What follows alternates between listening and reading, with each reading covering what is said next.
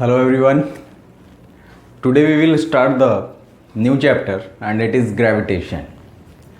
And it is the third chapter from the class 9 from the science.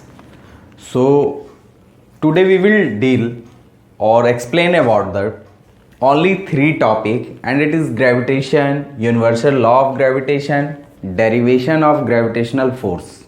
Okay. So let's start the topic. It is gravitation.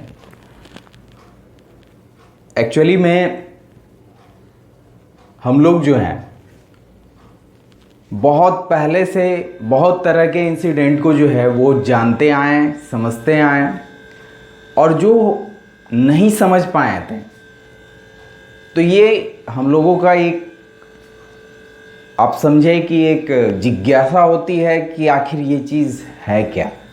ठीक है, तो हुआ क्या कि sir Isaac Newton वो एक बार एप्पल ट्री के नीचे जो है वो बैठे हुए थे और अचानक से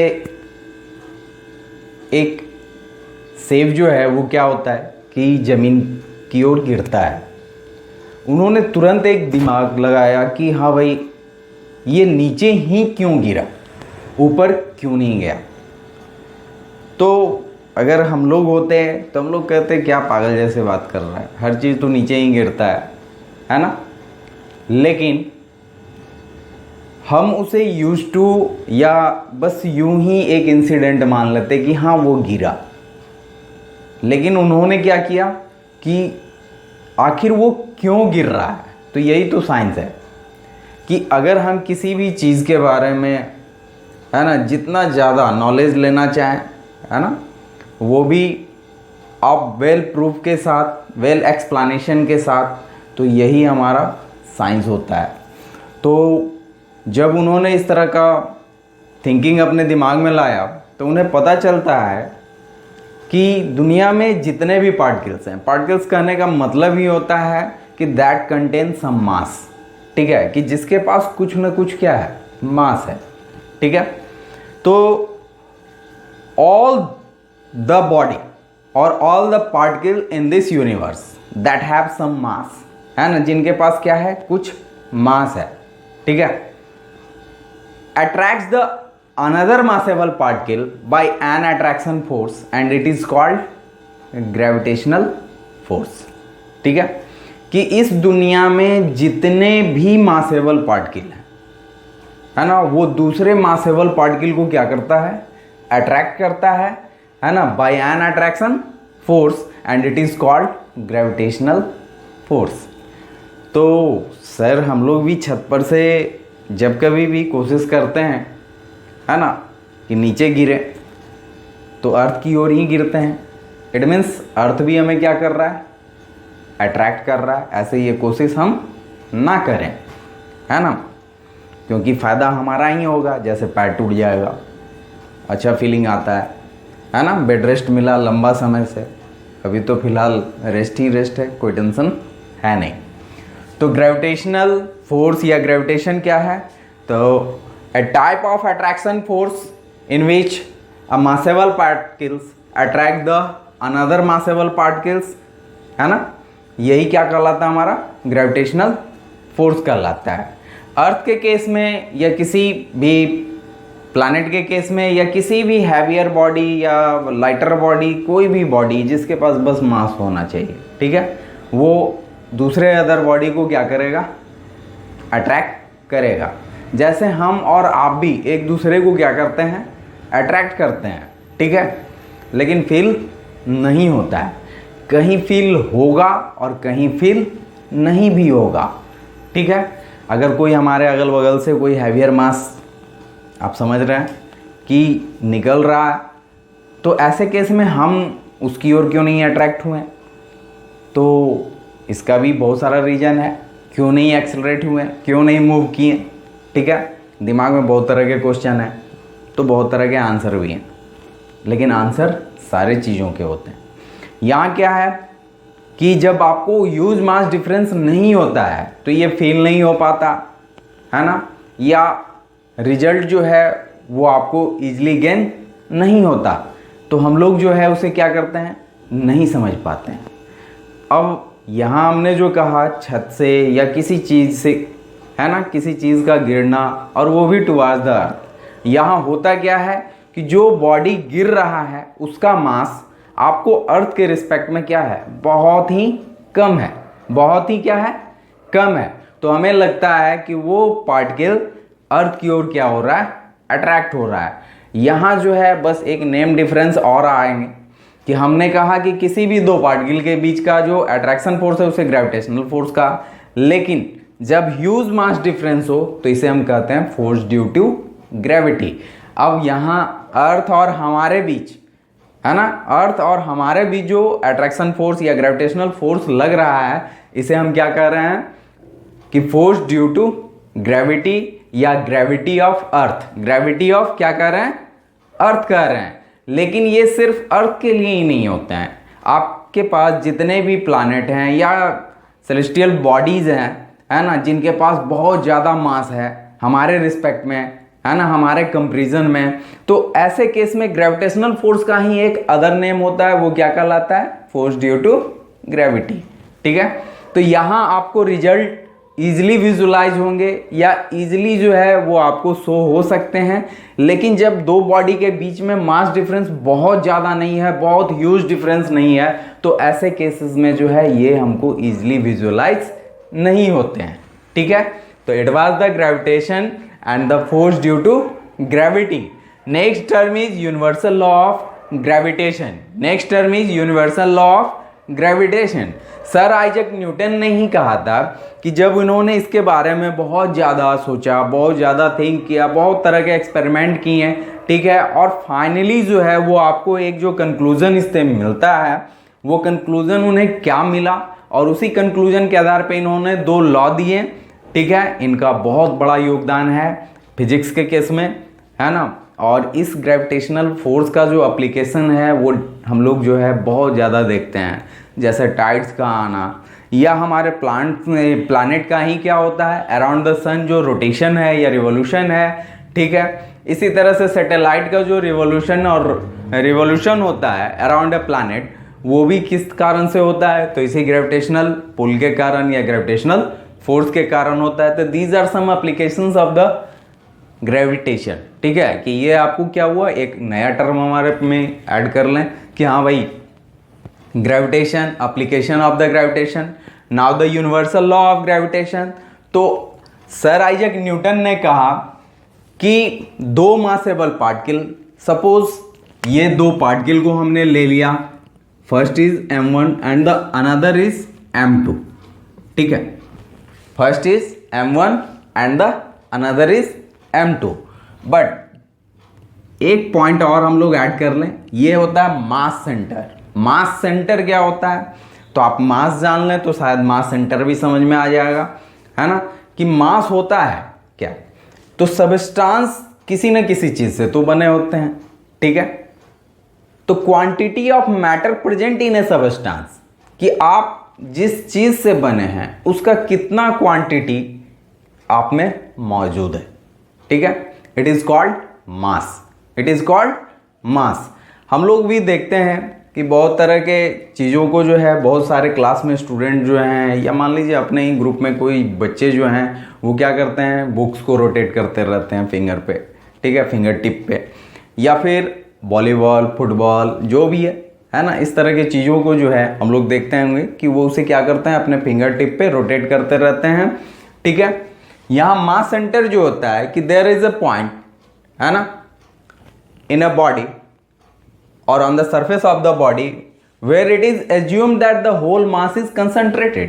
ठीक है, आप अगर बुक को कहीं किनारे से पकड़ते हैं तो वो क्या होता है, फॉल डाउन हो जाता है, गिर जाता है। लेकिन अगर कोई ज्योमेट्रिकल शेप है तो ऐसे केस में उसका mass centre easily find out किया जा सकता है। अगर इरेगुलर शेप है, नॉन ज्योमेट्रिकल शेप है ना, मान लीजिए कोई टीयर्ड पेपर है, फटा हुआ है, उसका कोई ज्योमेट्रिकल शेप नहीं होगा, समझा ना, लेकिन हमेशा नहीं होगा ऐसा नहीं है ना। अगर हमने उसे प्रॉपरली कट किया है, कोई शेप में कट किया है, तो निश्चित होगा कि उसका क्या होगा, एक ज्योमेट्रिकल शेप होगा और उसका मास सेंटर फाइंड आउट करना आसान होगा। लेकिन ऐसे केस में हम लोग जनरली क्या करते हैं कि फिंगर को जो है इधर उधर पुट करके देखते हैं कि जहाँ से वो हमको क्या लगे कि बैलेंस लगे, क्या लगे, बैलेंस लगे। ठीक है, तो a point on the surface of the body, है ना, where it is assume that the whole mass is concentrated. ठीक है, कि जहां ये माना जाता है कि टोटल मास जो होता है वो क्या होता है, कंसंट्रेटेड होता है। यानी आपको बाकी अदर जगह पर में वो मास ना होकर के हमें फील होता है कि इसी पॉइंट पर में जो है वो सारा का सारा मास क्या है, कंसंट्रेट है। ठीक है, तो ये पॉइंट ही हमारा क्या कहलाता है, मास सेंटर। क्या कहलाता है, मास सेंटर। न्यूटन साहब ने कहा कि द फोर्स ऑफ अट्रैक्शन और द ग्रेविटेशनल फोर्स, ठीक है ना, हम इसे सपोज करते हैं कि हम इसे डिनोट करते हैं एफ जी से, ग्रेविटेशनल फोर्स। ठीक है, तो ये जो फोर्स है it is directly proportional to the product of their masses.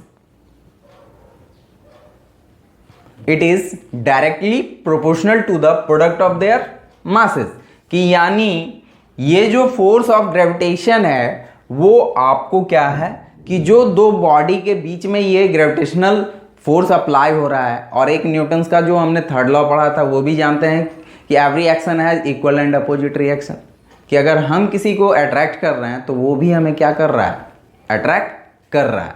तो यानी ये जो ग्रेविटेशनल पुल होगा वो परस्पर है ना, अगर ये बॉडी उसे अट्रैक्ट कर रहा है तो वो बॉडी भी इसे क्या कर रहा है, बाय द सेम फोर्स, है ना, अट्रैक्ट कर रहा है।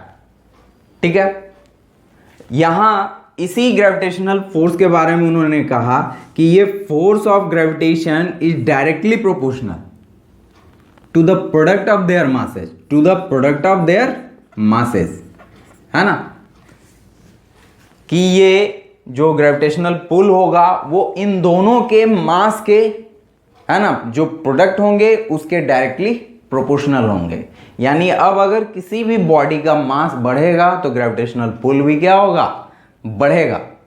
मास अगर घट रहा है ना, ऐसे किसी एक बॉडी के लिए मास जो होता है वो कांस्टेंट है, ठीक है ना, उसे हम बाइसेप्स जो है बढ़ा या घटा नहीं सकते हैं। लेकिन अगर हमने क्या किया कि कुछ अलग सब्सटेंस उसको हटा करके उसे रिप्लेस करके उससे ज़्यादा हैवियर मास को जो है हमने क्या किया, रखा, पुट डाउन किया, तो ऐसे केस में क्या होगा कि मास बढ़ेगा तो ग्रेविटेशनल पुल भी क्या होगा, बढ़ जाएगा। ठीक है ना, उतना टाइम बढ़ जाएगा। अगर ये दुगना हो गया, है ना, अगर इसे हमने 2 टाइम्स किया, इसे 2 टाइम्स किया, तो 2 इंटू 2 अगेन क्या हो गया, 4 टाइम्स जो है जो ग्रेविटेशनल पुल होगा वो बढ़ जाएगा। अगर हमने इसे हाफ कर दिया, इसे जो क्या किया 2 टाइम्स रखा, तो ऐसे क्या होगा, हाफ इंटू 2 यानी 1, यानी वो रिमेंस कांस्टेंट रहेगा, जो उसका ओरिजिनल था उसी के बराबर रहेगा। यानी there is no change, there is no change in the attraction force और ग्रेविटेशनल फोर्स। तो इसे हम लोग समझ चुके होंगे। It was the first law, it was the first law of gravitation. And the second was, the second is the gravitational force is inversely proportional to the square of distance between them. ठीक है, कि अब ये जो दो body apart है एक दूसरे से, है ना, बाय सम डिस्टेंस, है ना, लेकिन ये डिस्टेंस कैलकुलेट होता है इसके मास सेंटर से, इसके मास सेंटर से। इसीलिए हमने पहले आपको क्या समझाया, मास सेंटर समझाया। तो ये मास सेंटर जो है, इनसे, इन दोनों के जो मास सेंटर हैं उनसे ये कितने अपार्ट है। तो मान लो कि हमने इसे d डिस्टेंस, है ना, x मान लो, d मान लो, r मान लो, आपको जो अच्छा लगे आप मानो। ठीक है, द सेकेंड लॉ क्या था कि ये जो ग्रेविटेशनल फोर्स है वो इनवर्सली, इनवर्स मीन्स क्या होता है, रेसिप्रोकल, ठीक है ना, उल्टा, ठीक है, to the square of distance between them, कि ये दोनों के बीच का जो डिस्टेंस है उसके स्क्वायर का, है ना, इनवर्स यानी उल्टा, यानी 1/d स्क्वायर, 1/d स्क्वायर। तो ये 2 लॉ उन्होंने दिया, और यही 2 लॉ क्या कहलाएं, universal law of gravitation. Universal law कहने के पीछे एक रीजन होता है कि अगर ये चीज किसी भी समय, है ना, किसी भी ऑब्जेक्ट के लिए, है ना, अप्लाई हो, तो ऐसे टर्म्स को या ऐसे लॉ को हम क्या कहते हैं, यूनिवर्सल लॉ कहते हैं। ठीक है, वो अगर हर बॉडी पर में अप्लीकेबल हो, हर समय अप्लीकेबल हो, हर सिचुएशन में अप्लीकेबल हो, तो ऐसे लॉज या स्टेटमेंट को हम क्या कहते हैं, यूनिवर्सल लॉ कहते हैं। ठीक है, अब हम लोग यूनिवर्सल ट्रूथ के रूप में जानते हैं, इंग्लिश में हम लोगों को बताया जाता है ना, कि सन राइजेस फ्रॉम ईस्ट, है ना, कि सन जो है वो कहाँ से राइज कर रहा है भाई, तो वो आपको जो है ईस्ट से होता है। ठीक है, तो ये एक यूनिवर्सल ट्रूथ है ना, जिसे सभी ने क्या किया है, माना है। ठीक है, कि हाँ सही बात है ना, honesty is the best policy, कि ईमानदारी जो है वो सबसे अच्छी नीति है। तो ये एक यूनिवर्सल ट्रूथ है। तो सिमिलरली जब कोई लॉ या कोई स्टेटमेंट हर एक चीज़ पर, हर समय, हर केस में अप्लीकेबल हो, तो ऐसे लॉ को हम क्या कहते हैं, यूनिवर्सल लॉ कहते हैं। ठीक है, तो ये जो ग्रेविटेशनल लॉ हैं, ये आपको हर एक बॉडी पे, बॉडी मीन्स मासेबल पार्ट के, ठीक है ना, उन पे अप्लीकेबल है, हर जगह अप्लीकेबल है, हर सिचुएशन में अप्लीकेबल है, इसीलिए इसे क्या कहा गया, यूनिवर्सल लॉ ऑफ ग्रेविटेशन कहा गया। अब आप बताओ, इसमें ये दो लॉ हुए, ठीक है, पहला the force is directly proportional to the product of their masses, and the second is the force is inversely proportional to the square of distance between them. अब इन दो स्टेटमेंट को अगर हम कंबाइन करें, इन दो स्टेटमेंट को हम क्या करते हैं, कंबाइन करते हैं, तो ये हमारा आता है force is directly proportional to m1 m2 by क्या हो जाएगा, डी स्क्वायर। ठीक है, ये आ गया। इसे कंबाइन तो हमने कर लिया। हमने प्रीवियस चैप्टर में भी देखा था कि हर एक प्रोपोर्शनलिटी कांस्टेंट को हम क्या करते हैं, रिप्लेस करते हैं by using some proportionality constant. ठीक है, कि ये जो प्रोपोर्शनल का साइन है, सिंबल है, इसे हम रिप्लेस करते हैं। कैसे, तो एक उसके रिस्पेक्ट में जो भी कांस्टेंट होता है उसे लेकर के। ठीक है, अब हम क्या करते हैं कि यहीं से हमारा डेरिवेशन भी क्या होता है कि शुरू हो जाता है, कि हम लोग पहले कंसीडर कर लिए कि let two body have mass m1 and m2 and both are apart by the some distance d। ठीक है, from universal law of gravitation the force is directly proportional to the product of their masses, एक equation. Second हमारा ये हो गया inversely proportional to square of distance between them, और जब इन दोनों को हम क्या करते हैं, कंबाइन करते हैं, तो force is directly proportional to m1 into m2 by d square. अब इस प्रोपोर्शनलिटी कांस्टेंट को हम क्या करते हैं, रिप्लेस कर रहे हैं, हटा रहे हैं, तो फोर्स इक्वल टू, है ना, ग्रेविटेशनल फोर्स इक्वल टू, यहाँ जो कांस्टेंट हम लेते हैं वो capital G, m1 into m2 by d square. अब इस g को हम क्या कर रहे हैं, यूनिवर्सल कांस्टेंट। इस g को हम क्या कहते हैं, यूनिवर्सल कांस्टेंट। ठीक है, इस g का जो वैल्यू होता है वो आपको 6.67 into 10 to the power -11 newton metre square पर केजी स्क्वायर होता है, और इसे हेनरी कैवेंडिश ने दिया था। इस वैल्यू को किसने दिया था, हेनरी कैवेंडिश ने। ठीक है, अब g का सर अगर ये कांस्टेंट है तो इसका यूनिट क्यों है, तो यहाँ आप गौर करेंगे, थोड़ा सा कैलकुलेशन देख लें, तो g इक्वल टू हमारा क्या हो जाएगा, फोर्स, ये डी स्क्वायर इधर डिवाइड में है, इधर आया तो क्या हो गया, मल्टीप्लाई में। अब यहाँ m1 इंटू m2 क्या है, दोनों मास है, वो प्रोडक्ट में है, इधर अगर हम ला रहे हैं, ट्रांसफॉर्म कर रहे हैं, तो m1 इंटू क्या हो गया, m2 हो गया। अब आप क्या करें, इंडिविजुअली जितने भी हैं क्वांटिटी, है ना, उनका क्या करते हैं, यूनिट हम लोग पुट आउट करते हैं, तो फोर्स हमारा क्या है, न्यूटन होता है। ठीक है ना, इसका यूनिट d जो है वो एक डिस्टेंस है दोनों के बीच का, तो डिस्टेंस जो है जनरली टाइप ऑफ लेंथ हुआ, और लेंथ को हम मेजर करते हैं मीटर में, तो that's why it is metre square. और नीचे जो है हमारा मास है, तो मास तो किलोग्राम इंटू किलोग्राम, तो इस हिसाब से आप गौर करें कि newton metre square, KG into KG क्या हो गया, केजी स्क्वायर। या हम इसे शॉर्ट फॉर्म में लिख सकते हैं न्यूटन मीटर स्क्वायर, है ना, और केजी -2 ले लो, तो ऐसे भी हम इसे लिख सकते हैं। तो स्टूडेंट, ये टॉपिक थे हमारे आज के लिए, gravitation, universal law of gravitation, derivation of the gravitational force. ये हमारा डेरिवेशन हुआ, क्योंकि फोर्स जो है वो किसी भी टाइप का हो, नेम उसका कुछ भी हो, ठीक है ना। ह्यूमन बींग्स ही हम लोग हैं, तो ह्यूमन बींग्स के जो होते हैं वो अलग अलग जगहों पे अलग अलग तरह के नाम रखे जाते हैं, है ना, लेकिन हैं तो ह्यूमन बींग्स। तो उसी तरह से फोर्स के जितने भी टाइप हों, जितने भी नेम हों, यूनिट तो उनका होना क्या है, सेम ही होना है। तो इस ग्रेविटेशनल फोर्स का भी यूनिट हमारा क्या होगा, न्यूटन ही होगा। क्या होगा, न्यूटन ही होगा, ठीक है। तो हमने ये सारे टॉपिक को डील किया, है ना, और आशा करता हूँ कि आप लोगों को अच्छे से समझ में आया होगा। तो wait for the next class. जय हिंद, जय भारत।